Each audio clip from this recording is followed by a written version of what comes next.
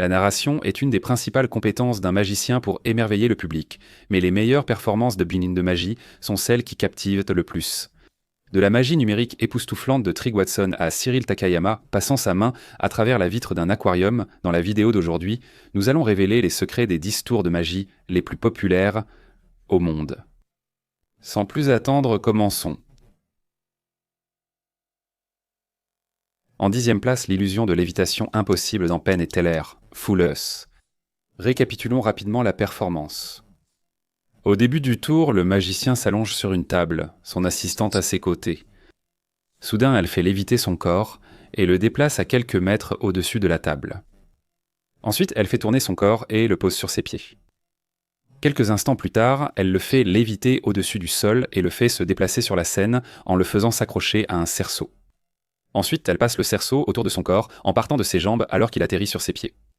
Elle l'a fait pour prouver qu'aucun objet ne le suspend dans les airs. Comment a-t-il fait son tour? Voici le secret.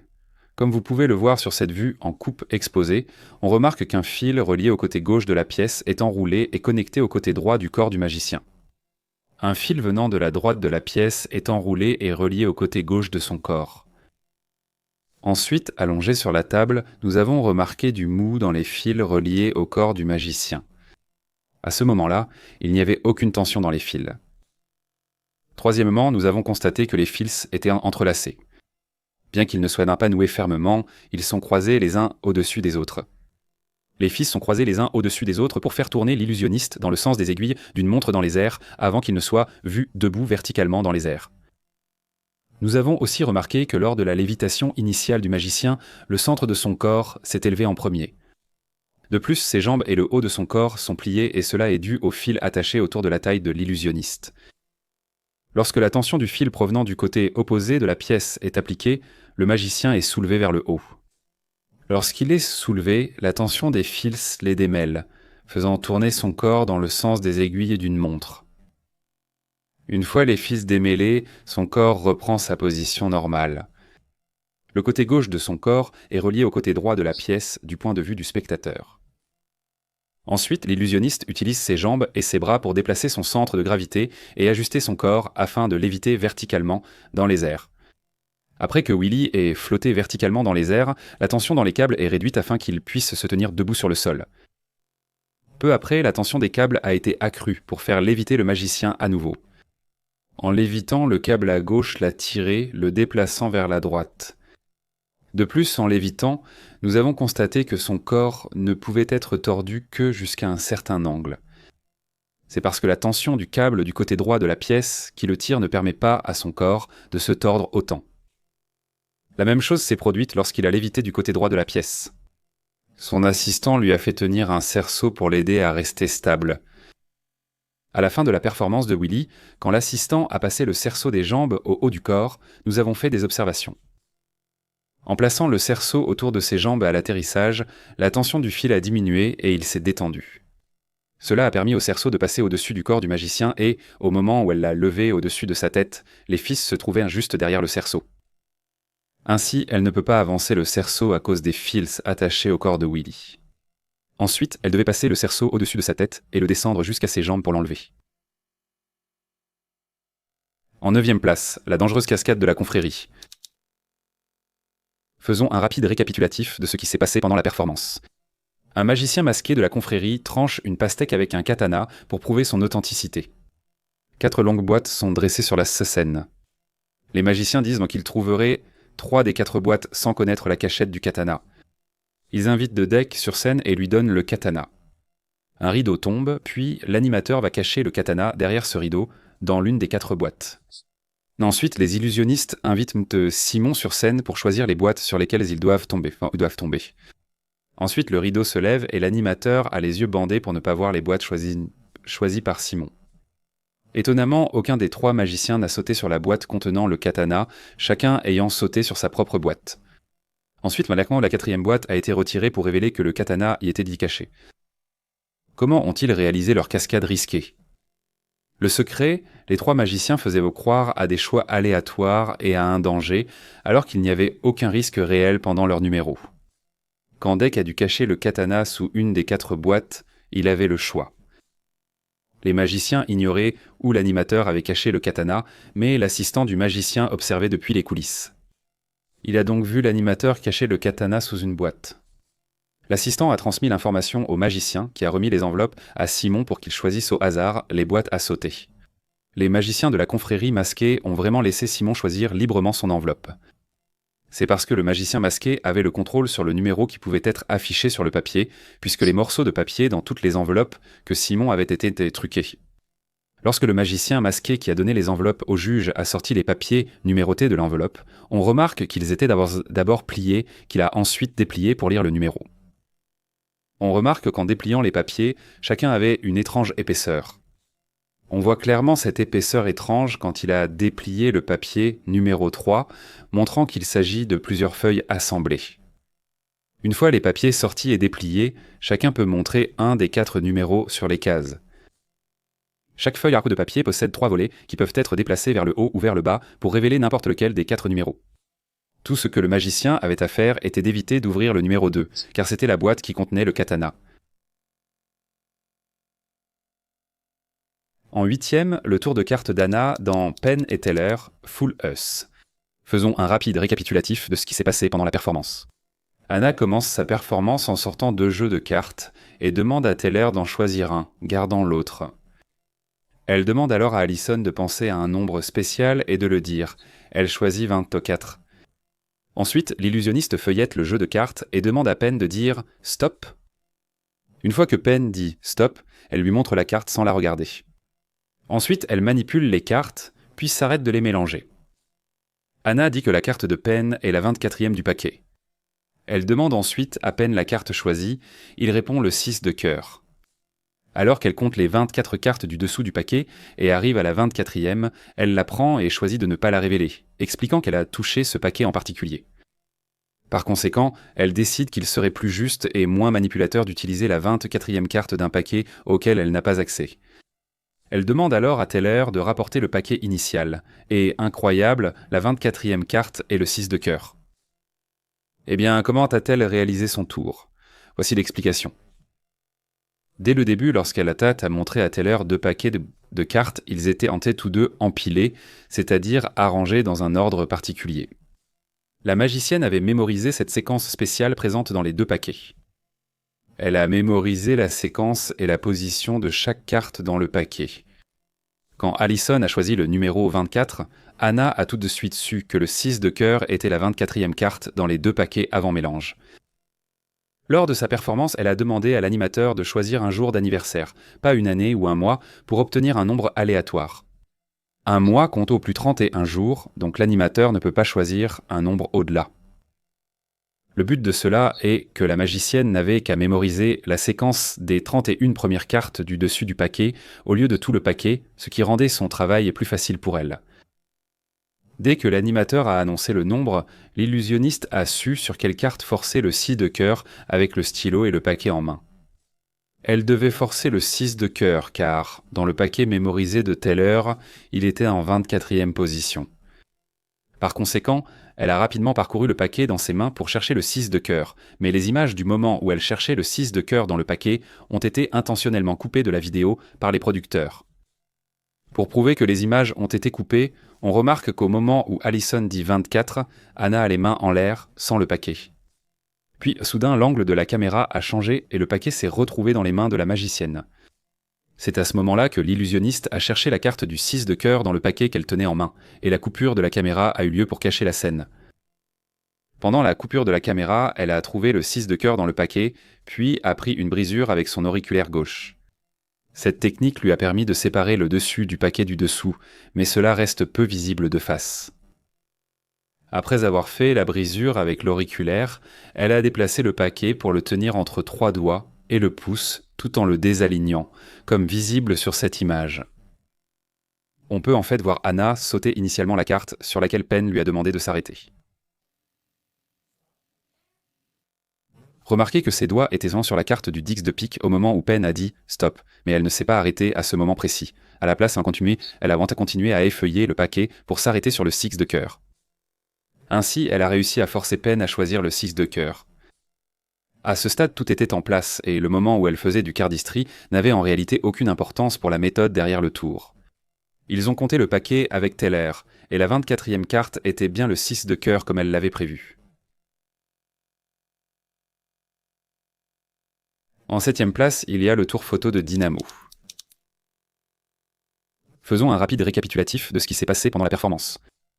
Le magicien prend magiquement une photo d'un couple avec ses mains, sans appareil photo. Après la photo, il donne au couple le tirage.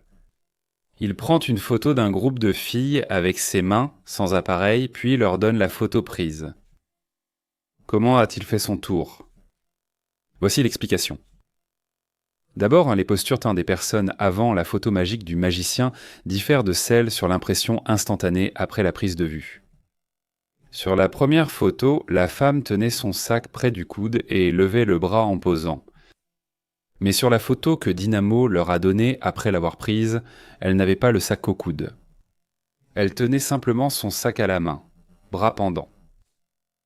Sur la deuxième photo, une femme tenait un ballon, une autre un sac à main, pendant que le magicien prenait la photo. Cependant, sur la photo qu'il leur a donnée, la femme ne tenait pas le ballon. Sur la photo qu'il leur a donnée, c'est la femme au sac à main qui tient le ballon. De plus, une femme fixait le magicien pendant la photo.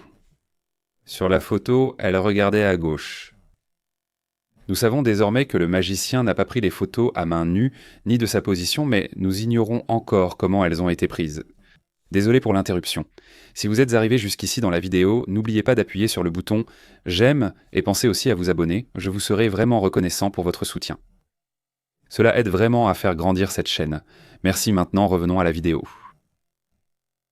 Avant de rencontrer Dynamo, les groupes avaient croisé des photographes qui les avaient pris en photo et imprimé les clichés aussitôt.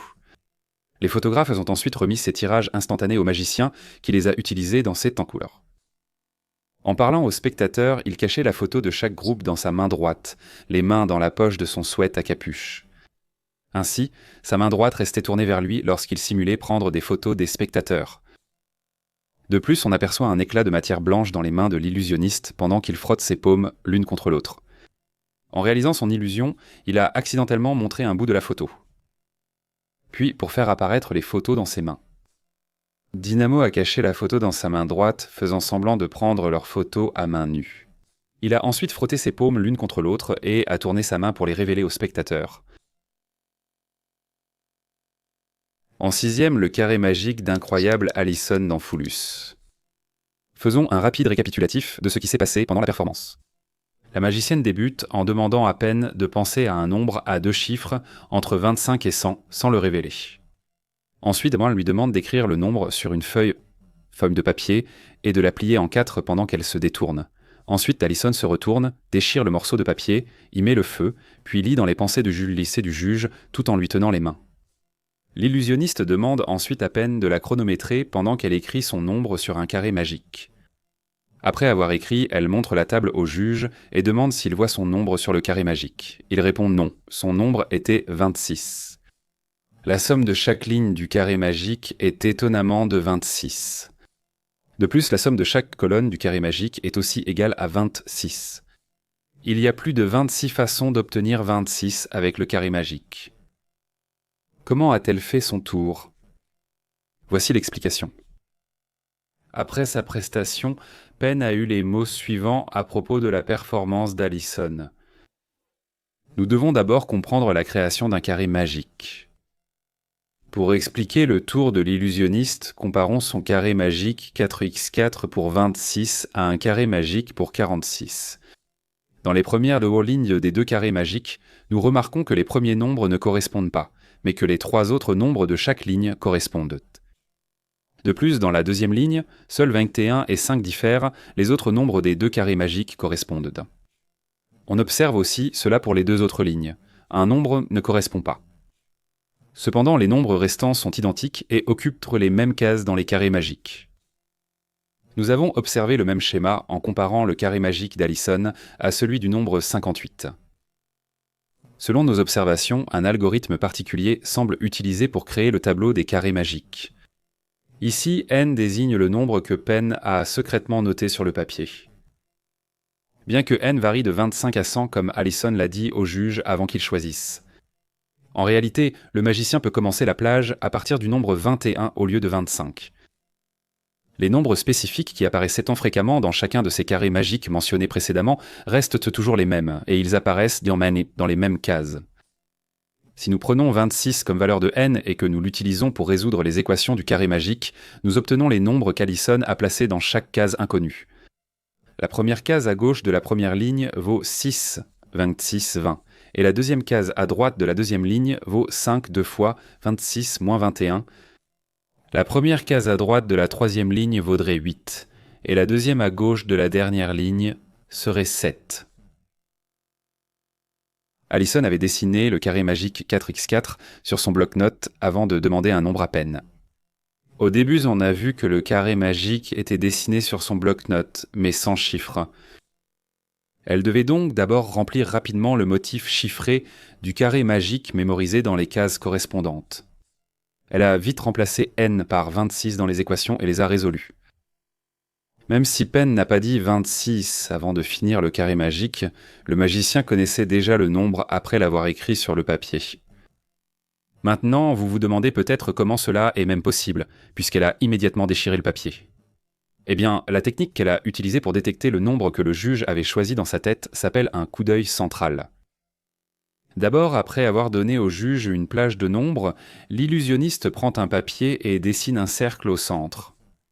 Ensuite, elle a demandé à Penn d'écrire le nombre auquel il pensait au centre du cercle, et il a écrit 26 dessus. L'illusionniste a ensuite demandé au juge de plier le papier en 4. Une fois que le juge a plié le papier en 4, on remarque qu'Allison arrache une partie du morceau de papier au centre.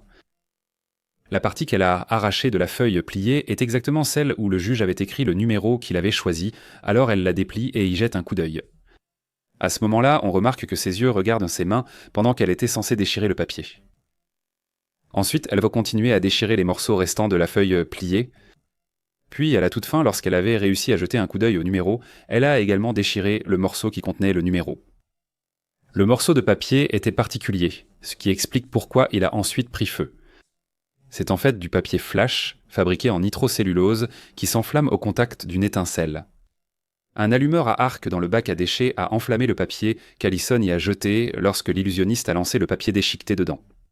L'allumeur était contrôlé sans fil à l'aide d'une télécommande, ce qui donnait l'impression que le magicien faisait apparaître le feu de façon magique.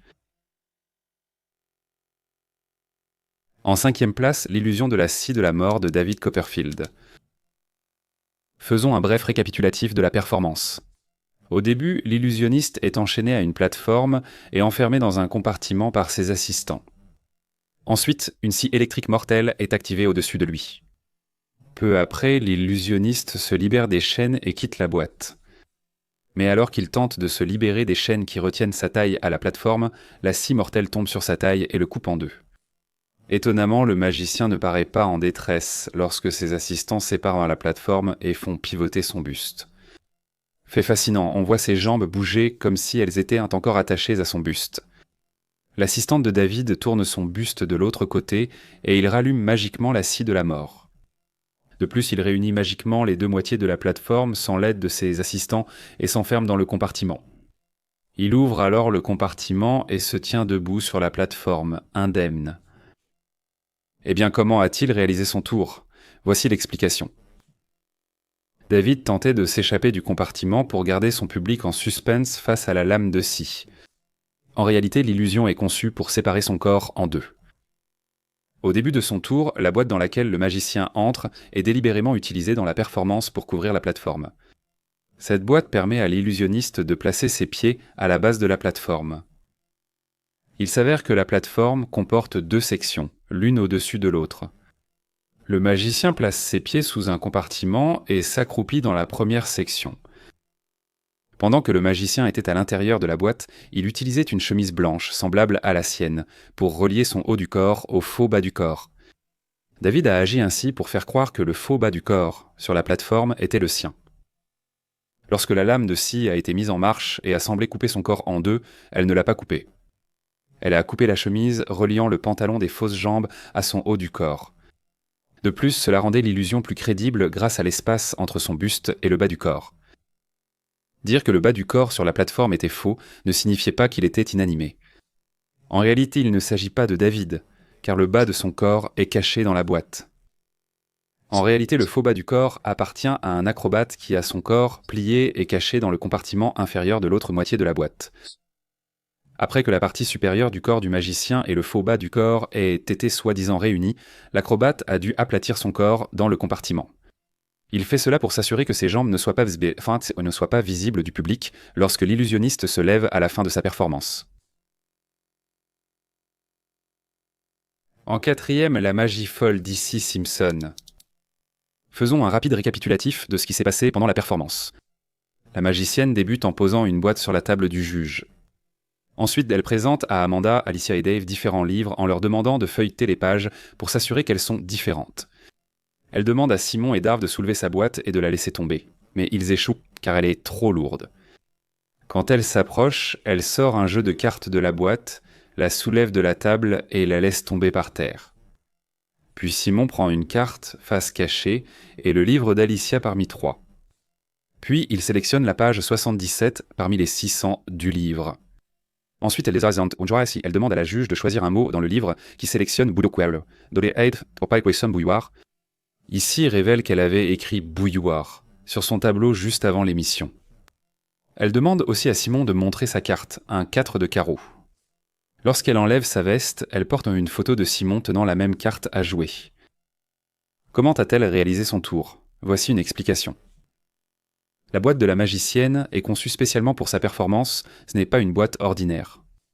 De plus, une mise en place a été effectuée par les producteurs de l'émission et l'illusionniste lorsque les juges et le public n'étaient pas dans le théâtre. Nos observations révèlent des points sur la boîte utilisée par ici pour sa performance. Il s'avère qu'il y a un morceau de carton qui servait de faux fond, cachant plusieurs composants électroniques dans la boîte.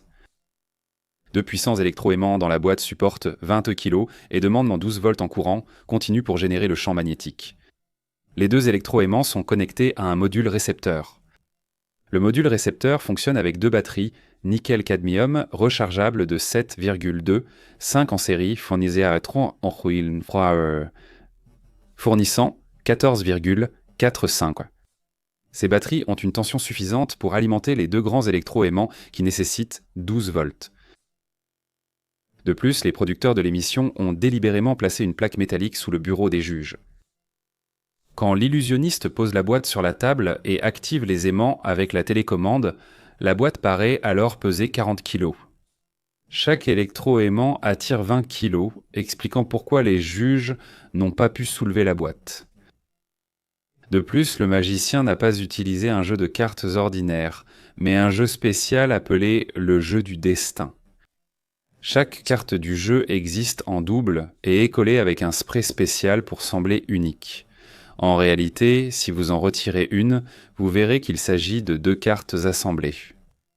Par exemple, si une carte est retirée, sa face semblera être le 7 de cœur, mais celle au-dessus est le 4 de carreau. Si une autre carte est tirée, elle paraîtra être l'as de cœur, mais si on enlève celle du dessus, ce sera le 4 de carreau. Chaque carte du jeu a un 4 de carreau caché dessus, détachable.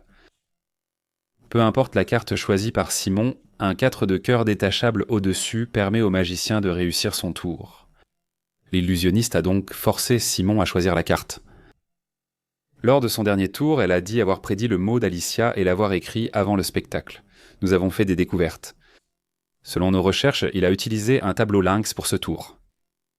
Ce tableau a un mécanisme caché à sa base qui déplace la craie.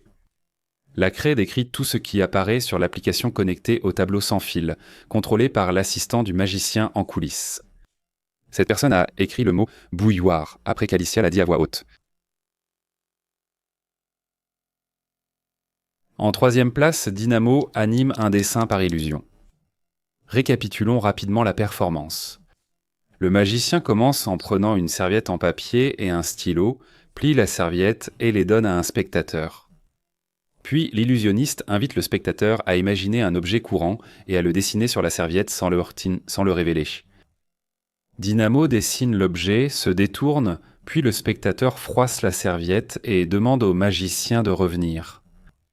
Ensuite, l'illusionniste prend la serviette pliée et demande au spectateur de visualiser et de penser à l'objet qu'il a dessiné sans le dire à voix haute.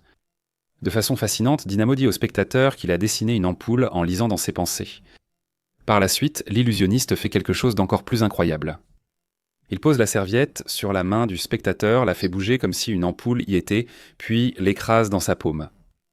Ensuite, le magicien déplie la serviette froissée et on y voit un dessin d'une ampoule cassée. Comment a-t-il fait son tour ? Voici l'explication. Le spectateur n'était pas complice et n'a pas librement choisi l'objet dessiné, avant que la caméra n'enregistre la performance de Dynamo avec le spectateur. Une préparation a été faite. Cette préparation est connue sous le nom de travail préalable au spectacle. Le but de cette préparation était que Dynamo s'assure que l'objet ménagé auquel le spectateur pensait était exactement celui que Dynamo voulait qu'il choisisse. Son tour ne fonctionnait que si le spectateur pensait à une ampoule. Pour amener le spectateur à penser à une ampoule, Dynamo a remis au jeune homme un bloc-notes spécial appelé bloc-notes Svengali. Le bloc-notes Svengali est truqué et montre les mêmes mots à chaque page lorsqu'on le feuillette dans un sens. Mais feuilleté dans l'autre sens, le bloc-notes montre d'autres mots. D'abord, il a montré au spectateur que le bloc-notes avait des éléments différents écrits dessus en le feuilletant dans un sens. Il a ensuite tendu le bloc-notes au spectateur pour qu'il le coupe où il voulait. Quand ils suivent les instructions de Dynamo, ils tombent toujours sur la page courte et voient toujours le même mot. Avant de rendre le bloc-notes, l'illusionniste précise au spectateur qu'il contient divers objets ménagés, ce que ce dernier confirme. Pendant la performance, quand Dynamo a demandé au spectateur de penser à un objet ménagé, le magicien connaissait déjà sa réponse car elle avait été imposée. Quand le passant a remis la serviette froissée au magicien, il l'a mise dans sa main droite, la gauche restant hors champ. À ce moment-là, nous avons fait quelques observations. La première observation était qu'il y avait une coupure de caméra, car la position de la caméra a soudainement changé.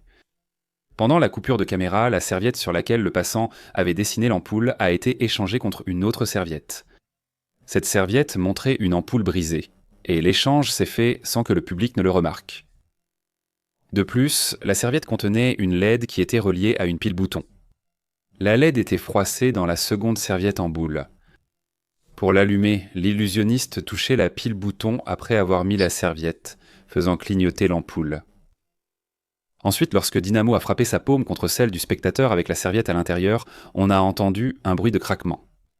Le magicien portait 2 bracelets à son poignet et lorsqu'il a frappé la paume du spectateur, les perles des bracelets se sont heurtées et ont produit ce bruit.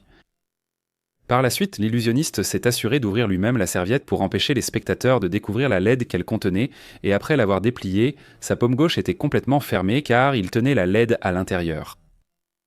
Nous avons aussi remarqué qu'il a vite retiré sa main gauche après avoir déplié la serviette pour cacher la LED. À la fin, nous avons remarqué une différence entre la zone de vissage de l'ampoule dessinée par le spectateur et celle du croquis de l'ampoule brisée. Cela confirme que 2 dessins différents ont été utilisés. En deuxième position, l'illusion de la main à travers l'aquarium de Cyril Takayama. Faisons un rapide récapitulatif de ce qui s'est passé pendant la performance. Dans ce tour, le magicien récupère un collier auprès d'une spectatrice et le laisse tomber dans un aquarium. Il prend une serviette en papier, frotte la vitre de l'aquarium, passe la main à travers et récupère magiquement le collier. Eh bien, comment a-t-il réalisé son tour ? Voici l'explication. L'aquarium paraît normal pendant le tour de l'illusionniste, mais nous avons fait quelques observations. D'après nos observations, nous avons remarqué que le verre de l'aquarium s'étend jusqu'à ses parties supérieures et inférieures. De l'eau intervient dans ce tour car l'aquarium en contient. Faire ce tour avec une seule couche de verre trouée ferait fuir l'eau de l'aquarium immédiatement. Le magicien utilise en fait 2 plaques de verre pour son tour. La première plaque de verre est enfermée et fixée à l'intérieur du cadre métallique autour de l'aquarium. En revanche, la deuxième plaque de verre mobile est placée devant la fixe. La plaque de verre mobile s'étend jusqu'en haut de l'aquarium. De plus, en regardant de près, on remarque qu'il y a un trou à la fois dans la plaque de verre mobile et dans la plaque de verre fixe et que ces trous sont initialement parallèles l'un à l'autre. Il peut passer sa main à travers le verre sans difficulté. De plus, nous avons remarqué une structure rectangulaire sur la partie intérieure du verre fixe dans les schémas. Il s'agit en fait d'un grand morceau de ruban adhésif, transparent, qui est tendu pour couvrir toute la zone autour du trou. Ce ruban adhésif sert principalement à empêcher l'eau de traverser le trou. L'utilisation d'un large ruban adhésif couvrant le trou est liée à la pression de l'eau dans l'aquarium. Sans le ruban adhésif, l'eau fuirait. Pour l'éviter, ils ont collé une grande surface à l'intérieur de l'aquarium et sur le trou de la vitre. Tous les spectateurs sont complices et leurs réactions sont fausses. S'ils n'étaient pas complices, ils auraient non vu le ruban adhésif dans l'aquarium. Le magicien utilise des complices pour faire croire à la légitimité de son illusion. Cyril aurait pu faire son illusion sans l'essuie-tout, mais alors son tour aurait été révélé dès le début. Il a mis la serviette en papier sur la vitre de l'aquarium pour cacher son tour. Ses doigts traversaient le ruban adhésif. Quand l'illusionniste a demandé à l'enfant de taper sur la vitre de l'aquarium pour prouver qu'elle n'était pas truquée, nous avons remarqué des détails. Selon nos observations, le garçon a frappé sur la vitre, évitant l'endroit du trou et tapant plutôt en dessous. Finalement, il a posé l'essuie-tout sur la vitre, et nous avons remarqué que le papier se courbait légèrement vers l'intérieur, ce qui n'aurait pas été possible si c'était du vrai verre. Après avoir percé le papier et laissé couler l'eau, il rapproche les doigts et enfonce tout le bras. Il a soudain passé sa main dans le trou de la vitre pour arrêter l'eau. Le verre s'enroule autour de la peau de son bras. Ainsi, son bras servait de joint pour empêcher l'eau de s'échapper de l'aquarium. Ensuite, Cyril attrape le collier dans l'aquarium, mais son bras est toujours coincé dans le trou. Lorsqu'il a retiré son bras du trou, il l'a fait rapidement et a utilisé l'essuie-tout pour pousser la vitre mobile vers le bas. Une fois que le magicien a poussé la vitre vers le bas, cela a complètement scellé l'aquarium et son tour était terminé. En première position, nous avons la sorcellerie numérique de Trigg Watson. Faisons un rapide récapitulatif de ce qui s'est passé pendant la performance. Le magicien commence son illusion en allumant un écran de lecteur vidéo sur scène et en attrapant un mouchoir rouge de la main d'une femme à l'écran. Ensuite, Trigg lance magiquement le mouchoir sur la bouche d'un homme dans une autre vidéo. L'illusionniste retire alors mystérieusement à l'écran les lunettes vertes que Heidi portait dans une vidéo. Dans une autre vidéo, il met à Howie les lunettes vertes prises à Heidi. Puis Trigg fait sortir les émojis d'amour d'une autre vidéo pour les faire flotter hors écran. Ensuite, il enlève la chemise de Terry et la tire hors de l'écran dans une autre vidéo. Le magicien sort alors une brique de jus d'un autre TikTok et la verse dans un verre dans la même vidéo. Puis il récupère quelques cartes à jouer de son double enregistré à l'écran. Comment a-t-il fait son tour ? Voici l'explication. Pour réussir son premier tour, l'illusionniste a utilisé un fil invisible devant l'écran, attaché à un mouchoir rouge derrière. Il attrape le fil invisible devant l'écran et tire le mouchoir derrière l'écran. Voilà pourquoi son pouce gauche se replie sur sa paume et pourquoi le mouchoir apparaît. Au deuxième tour, quand il retire les lunettes d'Heidi, on remarque aussitôt que l'écran vidéo est synchronisé avec un ventilateur holographique 3D. Les ventilateurs holographiques sont des types d'écrans qui produisent une image tridimensionnelle, semblant flotter dans l'air en utilisant le principe de la persistance rétinienne. Des bandes LED rouge vert bleu sur les pales du ventilateur, contrôlées par une unité, allument les pixels. Le ventilateur holographique était connecté derrière l'écran et son moteur sont bien cachés de la vue, de la caméra et du public. Trigg a mis le ventilateur holographique derrière l'écran pour cacher le moteur au public lorsqu'il tournait. On le voit aussi sortir ses lunettes de soleil de sa poche en passant la main gauche derrière le dos. On observe également le magicien tenant les lunettes de soleil vertes dans sa main gauche, coincées entre ses doigts, pendant que l'hologramme projette les lunettes dans les airs. Tout en cachant les lunettes dans sa main, il tord ses doigts à l'endroit où flottent les lunettes holographiques pour simuler qu'il les attrape. Lors du troisième tour, où l'illusionniste échange les lunettes de Howie avec celles prises Heidi, nous avons fait certaines observations. En observant avant le tour, on voit sa main gauche sortir un objet de sa poche. Le magicien a sorti des lunettes de soleil et les a tenues entre ses doigts. On a vu l'ombre des lunettes de soleil quand il a mis sa main devant le visage de Howie dans la vidéo. Puis il replie ses doigts pour révéler les lunettes. Dans l'illusion de Trigg, où il fait léviter des émojis cœur depuis une vidéo TikTok jusqu'à sa main, nous avons fait plusieurs observations. Le magicien utilise la technique avancée du back palm pour donner l'impression qu'il a fait apparaître magiquement les émojis dans ses mains. Pour cette technique, l'illusionniste tenait déjà les découpes en papier des émojis. Pour comprendre ce concept, observez la fabrication des cartes à jouer. Appuyez le pouce sur le coin de la carte pour les faire glisser une à une, le reste restant caché derrière la paume. Il pouvait ainsi réaliser de nombreuses découpes en cœur avec cette même technique. Lors du tour où l'illusionniste retire la chemise de Terry, nous remarquons certains détails. En observant, nous avons vu un fil noir autour du pouce de Trig. Il s'avère que ce fil est relié à une chemise bleue cachée derrière l'écran, similaire à celle que Terry portait dans la vidéo. Il l'a sortie de derrière l'écran, faisant croire qu'il l'avait fait apparaître de l'intérieur grâce à des pouvoirs surnaturels. Lors du tour où le magicien fait apparaître une brique de jus, on remarque quelque chose de suspect. En observant, nous avons vu un objet noir près de l'écran, qui s'étendait depuis l'arrière du ventilateur holographique pendant la performance. Puis l'ombre noire a disparu d'où elle venait. Un mécanisme derrière l'écran est synchronisé avec la vidéo et l'animation holographique de la brique de jus. Le mécanisme de l'étagère derrière l'écran, où repose la brique de jus, bouge d'avant en arrière depuis sa position initiale. Le public ne l'a pas vu car il était noir et se fondait dans le costume de l'illusionniste. L'étagère a présenté le jus devant le magicien, puis est retournée à sa position d'origine après qu'il ait retiré le jus. Nous avons aussi constaté que le ventilateur holographique est devant l'étagère, donc ses mains passent derrière lors de l'animation. Il a donc sorti la brique de jus derrière le ventilateur holographique. De plus, la brique de jus était vide lorsqu'il a soi-disant versé du jus dans le gobelet d'un garçon sur l'écran du lecteur vidéo. Le ventilateur holographique a encore servi à simuler le versement du jus, au lieu d'utiliser la vraie brique. Désolé de vous interrompre encore. Si vous appréciez ces révélations et souhaitez améliorer la production, soutenez-moi sur Patreon. Cela fait vraiment grandir la chaîne. Merci. Reprenons la vidéo. Dans sa dernière illusion, où il paraît saisir des cartes depuis ses mains dans une vidéo à l'écran, nous remarquons certains détails. Nous observons qu'il a dissimulé une carte dans sa main gauche et l'a révélée pour donner l'impression qu'il l'a prise magiquement de l'écran avec sa main gauche. Il a utilisé la technique du back palm pour produire les cartes dans sa main droite. L'éventail holographique affichait une animation d'une main tenant des cartes, puis il a révélé les cartes dissimulées pour donner l'impression qu'il les prenait de la main animée. De plus, dans la partie finale de son dernier tour où sa version enregistrée projette plusieurs cartes hors de l'écran, nous avons fait quelques observations.